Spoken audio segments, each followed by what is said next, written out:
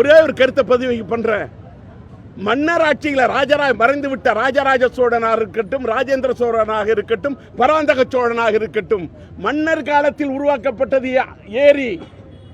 மன்னர் ஆட்சியிலே உருவாக்கி வைத்தோம் ஏரி. ஏன் மக்கள் ஆட்சியிலே உருவாக்கவில்லை ஏரி? எங்க போனுச்சு ஏரி? ஏரி இருக்க வேணாம், இருந்த ஏரியை காணும். புதுசா ஏரி உருவாக்க வேண்டும். இந்த கருத்தை இங்க நான் கோரிக்கை வைக்கிறேன். அது மட்டும் இல்லைங்க, நான் முன்னால் ஒரு சட்டமன்ற உறுப்பினரா ஒரு ஆக்கப்பூர்வமான ஒரு விஷயத்தை சொல்றேன். நான் பல நாடுகளை சுற்றி வந்தவன் என்ற முறையில் இந்தியாவின் பல மாநிலங்களை சுற்றி வந்திருக்கிறேன். டெல்லி இருந்ததுங்க, பழைய டெல்லி. அங்க உருவாகி இருக்கிறது புது டெல்லி. அதுக்கு பேர் நியூ டெல்லின்றாங்க. அங்க நியூ டெல்லி உருவாகிறது. பாம்பேல நியூ பாம்பே உருவாகி இருக்கிறது. ஹைதராபாத்திலே இன்றைக்கு தலைநகராக இருக்கக்கூடிய தெலுங்கானாவின் தலைநகராக இருக்கக்கூடிய ஹைதராபாத் ஹைடெக் சிட்டி. அங்க பழைய சிட்டி இருந்தாலும் புது சிட்டி அங்கே நகரம் உருவாக்கப்பட்டது. சென்னைக்கு மட்டும் ஏங்க புதுசா தலைநகரம் உருவாக்கப்படல? ஏன் நியூ சென்னை உருவாக்கப்படல? நியூ சென்னை உருவாக்கப்படாவிட்டால் எப்படி இந்த கூட்டம் தாங்கும்? எப்படி இந்த ஜனத்தொகையை இந்த இடம் தாங்கும்? எப்படி இந்த ரோடு தாங்கும்? எப்படி இந்த கெப்பாசிட்டியை இந்த சென்னை மாநகரம் தாங்கும்? மாநகரத்தில் இருக்கக்கூடிய அந்த மெட்ரோ வாட்டர், அந்த நீர், அதாவது குடிநீர் வடிகால் வாரியமாக இருக்கட்டும், எப்படிங்க இந்த தண்ணி போய் வடிஞ்சு கடலுக்கு போவோம்?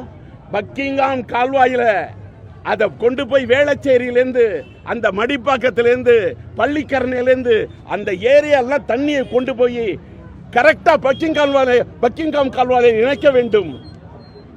4 இடத்துல தான் இணையுது. கொசத்தலை கிட்ட இணையுது, கூவத்துக்கிட்ட நேப்பியார் பாலத்துக்கிட்ட இணையுது, அடுத்தது அடையாறு கிட்ட இணைக்கப்படுகிறது, அடுத்தது முட்டைக்காடியில் இணைக்கப்படுகிறது. இவ்வளவு பெரிய ஜனத்தொகை உள்ள சிட்டி, பெருத்து விட்ட இந்த சிட்டிக்கு 4 இடத்திலே இந்த பக்கிங்காம் கால்வாயிலே இணைக்கப்பட்டால் போதுமா? போதாது. புதிய திட்டங்கள் வகுக்கப்பட வேண்டும். அது மட்டுமல்ல, மழைக்காலம் வந்தால் அரசு மட்டும் முன்னெச்சரிக்கை நடவடிக்கை எடுத்தா போராதுங்க. மக்களுக்கு விழிப்புணர்ச்சி வரும். வேணும், மழை வரப்போகுது, வெள்ளம் வரப்போகுது, புயல் அடிக்க போகுதுன்னு சொன்னோன்னு என்ன பண்ணணும்? மழை வந்தா என்ன ஆகுறது? பால் பாக்கெட் வாங்கி வச்சுக்கணும்.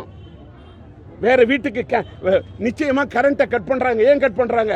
கரண்ட்டை விட்டு வச்சாக்கா ஷாக் அடிச்சு மக்களுக்கு எல்லாம் உயிருக்கு ஆபத்து, உயிர் சேதம். அரசு என்ன பண்ணும்? அதனால கரண்ட்டை, நான் எம்எல்ஏ இருந்தது, முன்னாள் எம்எல்ஏ, அதனால சொல்றேன், கரண்ட்டை கட் பண்றாங்களா, வீட்டில் கேண்டில் வாங்கி வைக்கணும். மக்களுக்கும் அந்த முன்னெச்சரிக்கை நடவடிக்கை வேண்டும். டார்ச் லைட் வச்சுக்கணும், கேண்டில் லைட் வச்சுக்கணும்.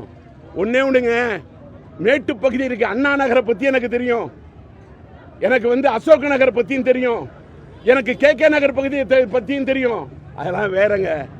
அண்ணா நகர் வேறங்க, ஆர்கே நகர் வேறங்க, அசோக் நகர் வேறங்க, இங்க இருக்கக்கூடிய கண்ணகி நகர் வேறங்க, ஜே நகர் வேறங்க, எம்ஜிஆர் நகர் வேறங்க.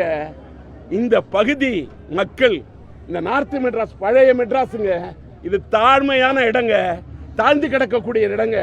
இது பூங்கா நகர் வேற, இங்க இருக்கக்கூடிய ஆர்கே நகர், ராதாகிருஷ்ண நகர் இது வேற. இங்க மக்கள் கஷ்டப்படுறாங்கன்னு சொன்னா, இந்த மக்களுக்காக நான் ஒன்னே ஒன்று இவர்களுக்காக என்னன்னா சொல்லணும்னு நினைக்கிறேன். அரசு இயந்திரம், மழை டிசம்பர் மாசம் வருதுன்னு தெரியுது, ஐப்பசி கார்த்திகை அடைமழை.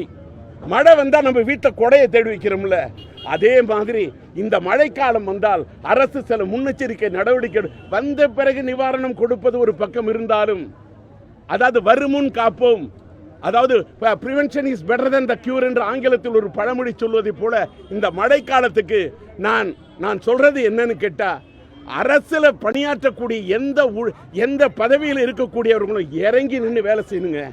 நான் இந்த அளவுக்கு நான் வேலை செய்யறேன்னு சொன்னா, முன்னாள் சட்டமன்ற உறுப்பினரா பூங்கா நகர் தொகுதியில நான் இறங்கி வேலை செஞ்சதுக்கு அந்நாள் முதல்வர் கலைஞர், இந்த டி ராஜேந்தர் இறங்கி கழுத்து முட்டு தண்ணியில வேலை செய்யறார், அவருக்கு சப்போர்ட் பண்ணு மறைந்து விட்ட முன்னாள் அமைச்சர் கோசிமணிகிட்ட சொல்லுவாரு. அண்ணன் ஆற்காடு வீராசாமி அண்ணன் அன்னைக்கு மந்திரியா இருந்து அவர்கிட்ட சொல்லுவாரு, அண்ணன் நேரு கிட்ட சொல்லுவாரு, அண்ணன் பொன்முடி கிட்ட சொல்லுவாரு, அண்ணன் டிஆர் பால் கிட்ட சொல்லுவாரு, அத்தனை பேர்கிட்ட சொல்லுவாரு.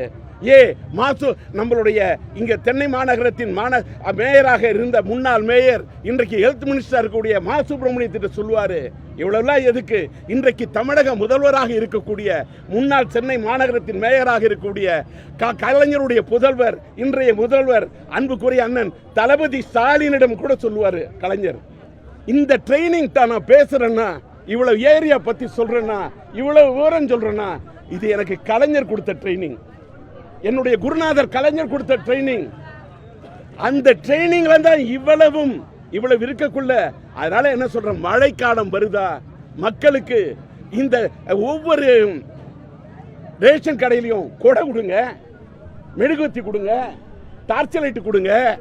அது முன்ன இல்லைங்க, ஒரு இடத்துல போய் பிரெட் 1000 பிரெட் ஆர்டர் என்னால் பண்ண முடியலங்க. என் தொகுதி எம்எல்ஏவா நான் இருந்தப்ப ஒரே நேரத்தில் 5000 பிரெட் ஆர்டர் பண்ணி கொடுத்தேன். இன்னைக்கு பிரெட் கிடைக்கல, அதனால ரேஷன் கடைகளில் பிரெட் கொடுக்க வேண்டும். கொடை இதெல்லாம் மழைக்கால நேரத்தில் இதெல்லாம் தயார் பண்ணி வைக்கணும். அது மட்டுமல்ல, எல்லை ஓரத்தில் பாதுகாப்பு படை இருப்பதை போல இப்ப மழை வந்து மக்கள் எங்க பாதிக்கிறாங்கிறத ஸ்கேன் பண்ணி இதை ஆராய்ந்து அந்த இடங்களில் அங்கே ஒரு பாதுகாப்பு மையம், இந்த மக்கள் தன்னார்வல இன்னொன்னுங்க, படகு கடல்ல போகும், அது மட்டும் போதாது. இந்த மழை காலத்தில் தண்ணியில மக்கள் மிதக்கிறாங்களா, அதுக்கு படகு வேணும்.